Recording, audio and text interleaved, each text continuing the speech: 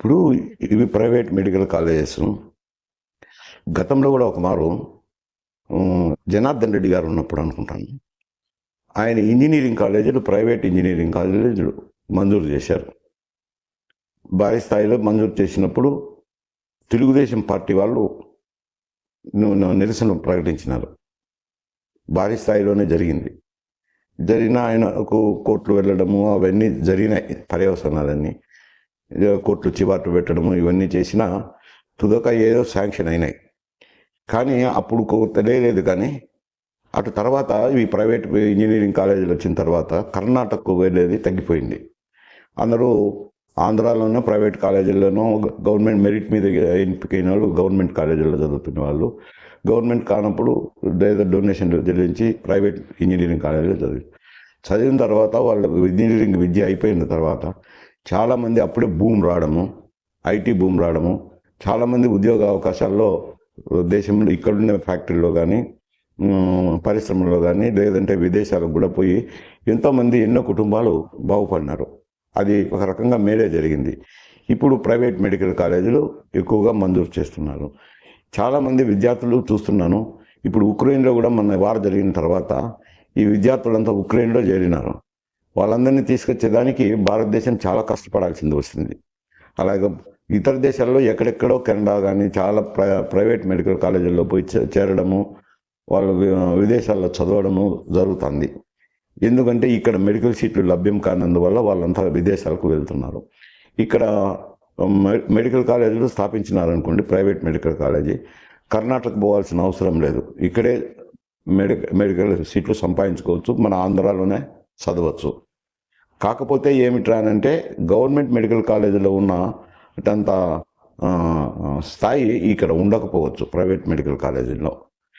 ఎందుకంటే government medical కాలేజీలకు బిల్డింగులు ఉంటాయి, సౌకర్యం, గవర్నమెంట్ బిల్డింగ్స్, హాస్టల్స్, అన్ని రకాల సౌకర్యాలు, హాస్పిటల్ కూడా ఉంటుంది, జనరల్ హాస్పిటల్స్ ఉన్నాయి.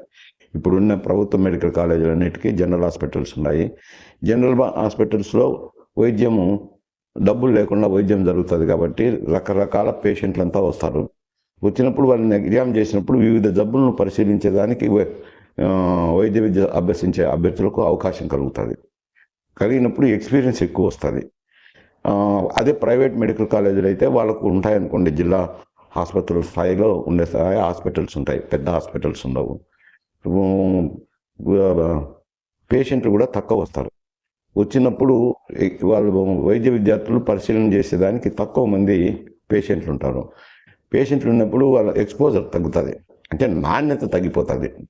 ప్రభుత్వ ఆసుపత్రుల్లో ఉన్నంత ప్రైవేట్ ఆసుపత్రుల్లో ఉండదు. కాకపోతే నేర్చుకున్న పాఠాలు చెప్పేటి ఇవన్నీ సమాన స్థాయి ఉంటాయి. కానీ పేషెంట్లను 4వ సంవత్సరం నుంచి పేషెంట్లను చూడాల్సింది వస్తుంది. 3వ సంవత్సరంలో అనాటమీ డిసెక్షన్ ఉంటుంది, బాడీ అంతా డిసెక్షన్ చేసి నేర్చుకోవాల్సింది ఉంటుంది. ఆడ అన్ని బాడీలు దొరికేదానికి కష్టమవుతుంది. ఒక బాడీనే డిసెక్ట్ చేసి అందరికీ ప్రదర్శించాల్సింది ఉంటుంది, అదొకటి కొరత ఏర్పడుతుంది.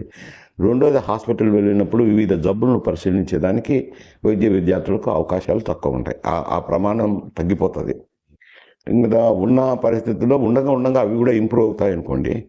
ఒకప్పుడు మేము చదువుకునేటప్పుడు గుల్బర్గాలో ప్రైవేట్ మెడికల్ కాలేజ్ ఉండేది, ఈడ వరంగల్లో కాకతీయ మెడికల్ కాలేజ్ ఉండేది, ఆంధ్రాలో రంగరాయ మెడికల్ కాలేజ్ అని కాకినాడలో ఉండేది. ఈ 3 కాలేజీలో ప్రైవేట్ ఉండే. ఇప్పుడు కర్ణాటకలో బాగా పెరిగిపోయినాయి ప్రైవేట్ మెడికల్ కాలేజీలు. మన వాళ్ళంతా ఎక్కువ మంది కర్ణాటక పోవడము, ఇతర రాష్ట్రాలకు కూడా పోతున్నారు. అది ఒకవేళ ఇక్కడ వచ్చినాయనుకోండి, కొంచెం బిగినింగ్లో అంత స్థాయి తక్కువ ఉండొచ్చు, ప్రామాణికత తక్కువ ఉండొచ్చు. మళ్ళీ స్లోగా ఆ కాలేజీలు కూడా వృద్ధి చేసుకుంటాయి కదా, ఇంకా అప్పుడు ప్రామాణికత పెరుగుతుంది. దానివల్ల మన విద్యార్థులు బయటికి వెళ్లకుండా ఇక్కడే చదువుకునేదానికి అవకాశం ఏర్పడుతుంది. అందులో తప్పేం లేదు. మంచి మార్కులు వచ్చిన వాళ్ళు, మెరిట్ వచ్చిన వాళ్ళు ఇటు గవర్నమెంట్ కాలేజీల్లో చదువుకుంటారు. మంచి మార్కులు రాని వాళ్ళు, కొంత డొనేషన్ కట్టి చదివే వాళ్ళు ఇటువంటి కాలేజీల్లో చదువుతారు. వాళ్ళకు కూడా కొంత మేరకు విద్య అబ్బుతుంది. అబ్బినప్పుడు ఇప్పుడు ఒక ఎంబీబీఎస్తోనే నీకు పూర్తిగా వైద్యం చేయలేని పరిస్థితి ఏర్పడిపోయింది. మేము చదివేటప్పుడు ఎంబీబీఎస్ చదివినాడంటే మేము మండల కేంద్రంలో ప్రాక్టీస్ పెడితే అబ్బా పెద్ద డాక్టర్ గారు వచ్చినారు, ఎంబీబీఎస్ డాక్టర్ అని మా దగ్గరికి వచ్చేవాళ్ళు. ఇప్పుడు ఎంబీబీఎస్కు పెద్ద విలువ లేదు, ఎంఎస్ ఎండీలకు కూడా లేదు, సూపర్ స్పెషాలిటీస్ చేయాల్సింది వస్తుంది. కంటికంటే 3-4 డాక్టర్లు వచ్చేసినారు. ఒక డాక్టర్తోనే కావడం లేదు. అలాగే ప్రతి అవయానికి 3-4 స్పెషాలిటీస్ వచ్చినారు. ఈ సూపర్ స్పెషలిస్ట్ ఎక్కువైపోయినారు. అంటే ఎంబీబీఎస్ చదవాలా, మళ్ళీ ఎంఎస్ ఎండి చేయాలా, చేసినాక మళ్ళీ సూపర్ స్పెషాలిటీ చేయాల్సింది ఉంటుంది. ఇవన్నీ ఉంది కాబట్టి వాళ్ళ తుదకొచ్చేసరికి వాళ్ళ ప్రామాణికత పెరుగుతూనే వస్తుంది రండి, ఎక్కడో చోట పెరుగుతుంది. కాబట్టి ప్రైవేట్ విద్యాశాలలు ఇచ్చినంత మాత్రాన ఇబ్బందికర పరిస్థితి ఏం లేదు. వాస్తవానికి ఆయన జగన్మోహన్ రెడ్డి ఎందుకు విమర్శిస్తున్నారు కానీ, వాళ్ళ తండ్రి గారు అయితే కనుక మేము చదివేటప్పుడు మేమంతా గవర్నమెంట్ కాలేజీలో చదివాము.